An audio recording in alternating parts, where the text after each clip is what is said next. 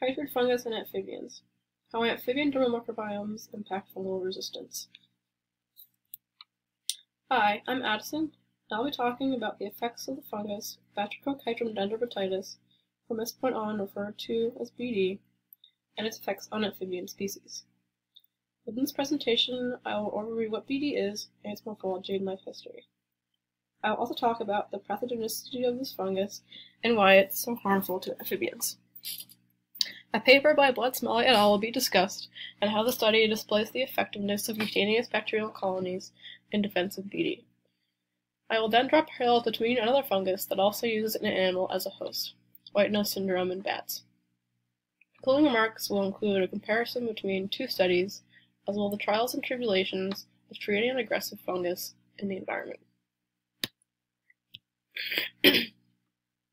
Morphology and life history of BD. BD is an aquatic zoospore fungus capable of inhabiting hosts outside of its aquatic habitat. The fungus's life cycle is made up of two life stages, a motile zoosporic stage and a sessile zoosporangium stage. As seen in the figure, upon contact with the host, the zoospore encysts and turns into a thallus. The thallus matures and zoospores begin to develop. Once the thallus is mature, the zoospores are released into the water column to reinfect the current host, or to infect another. The violence of BD can be observed in its aggressive method of reproduction. This method of reproduction is perfectly suited for a host such as an amphibian, as amphibians possess damp skin and reside at one point in damp environments. The infectious dose is extremely low, and only minimal contact is needed to instigate a widespread infection. Upon host infection, the zoospores enter the cell and begin keratinization. The act of keratinization is the most deadly effect this fungus has on the host. Keratinization and cell sloughing causes a buildup of cells on the outer epidermis. The cellular buildup blocks pores within the skin. Not all amphibians are aquatic, but all species use the epidermis as a method of water and electrolyte transport. If an amphibian is infected with BD, the skin cannot act as a porous membrane. Thus, water and electrolytes cannot be absorbed. Electrolytes aid in cardiac activity, and without this balance within the body, the host becomes hypokalemic and dies of cardiac arrest. The paper by Blood-Smalley et al. Will be used to understand how amphibians may be capable of adapting to this fungus by using cutaneous microbial communities. In Madagascar, 3 different niches were studied: arboreal, terrestrial, and aquatic. The goal of the study was to observe the role of niche preference on host microbiota and how this may be beneficial in defense against pathogens such as BD. The data collected and microbial species observed were unique in each species inhabiting the different niches. Host ecology was the strongest predictor of diversity in cutaneous bacterial colonies. This suggests that niche preference, such as association with water and arboreality, are important drivers in the variation of microbial communities. A possible explanation for this pattern is that the niche preference exposes amphibians to different microbial pools, and that different types of environments harbor different types of bacteria. This is entirely possible, as different species of bacteria require different nutrient sources, light, moisture, etc. The figure shown illustrates 3 selected niches: aquatic, arboreal, and terrestrial, and their frog representatives. Each black dot represents a frog species. The connectivity of the dots represent how many bacterial species they have in common. Terrestrial, arboreal, and aquatic frogs each share 10 of the same bacterial strain to display a dot. This bipartite illustration shows 16 out of 58 bacterial species were seen throughout all 3 niches. It is important to remember that each frog species shown has 10 of the same bacterial species as another when connected. All encompassing, the skin microbiota of the species inhabiting these 3 niches are very similar. This second figure shows another visual representation of the similarity, with 15% similarity between all 3 of the selected niches: arboreal, terrestrial, and aquatic. There is much research being performed that describes the role of specific bacteria. However, one family stands out among the others. Pseudomonas are a family of bacteria commonly found on amphibian species. This bacterial family is significant in that Pseudomonas produce antifungal agents that allow it to spread within an environment. Interestingly, this family of bacteria was found most commonly on amphibian skin, and not as commonly in the surrounding environment. This provides further evidence to suggest that particular bacterial species have formed symbiotic relationships with amphibian species. So, what does this mean for amphibians? Because Bt is a relatively new pathogen, its destructive nature is being observed firsthand. Amphibians do possess beneficial bacteria to protect against external pathogens, as mentioned with Pseudomonas. However, they do not possess the correct amount of bacteria that would protect the host from a disease as virulent as Bt. An interesting parallel that I would like to draw is between white nose syndrome in bats and chytridiomycosis in amphibians.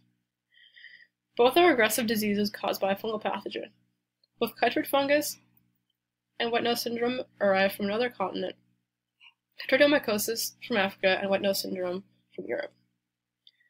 Pseudogymnascus retractans, the fungus that causes white nose syndrome, has similar virulence factors, however it does not damage the host in the same way. P. destructans produces digestive enzymes that allow this fungus to absorb nutrients from the host's skin. The fungus is rightly named, as it destroys the skin of the host. This is different as Bt infects the area under the skin and suffocates the host. Because Bt is a relatively new pathogen, only a few studies have been conducted attempting to eradicate this fungus. Because of its virulence and ability to survive outside of a host for long periods of time, eradication in the field is extremely difficult. An experiment published by Gauger et al. Tested the effects of antibacterial treatment called retinal tonic. This treatment is a combination of plant extracts that are intended to kill bacteria and fungus. GT is used in aquariums to prevent bacterial and fungal infections. GT was used throughout an 11-month study within 2 ponds, one experimental and one control. The experimental pond showed a transient decrease in parasite load. However, through the winter months, the effects of the fungicide were not present, and Bt persisted in the environment. This experiment was well-intentioned, however, using GT, a relatively weak and non-specific agent, showed little effect on Bt present. GT is herbal, and within the water column, these organic compounds biodegrade relatively rapidly. A second study, performed by Jimmy Bosch et al., used itraconazole as a method for fungal eradication. In this study, a pond in Menorca, Spain was used as the experimental site.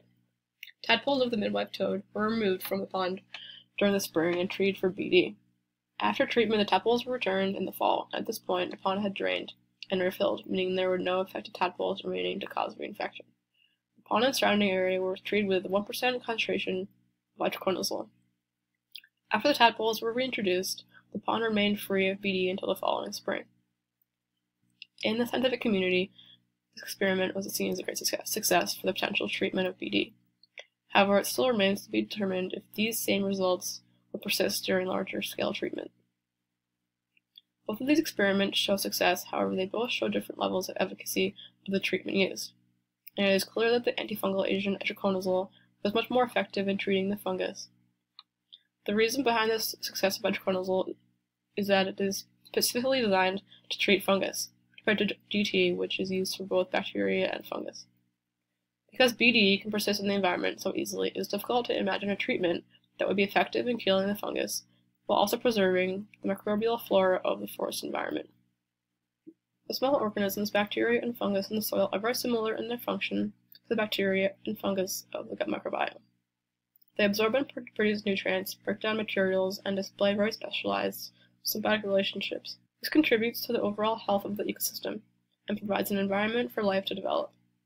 Fungus are a natural part of the ecosystem and are important in symbiotic relationships between plants and fungus.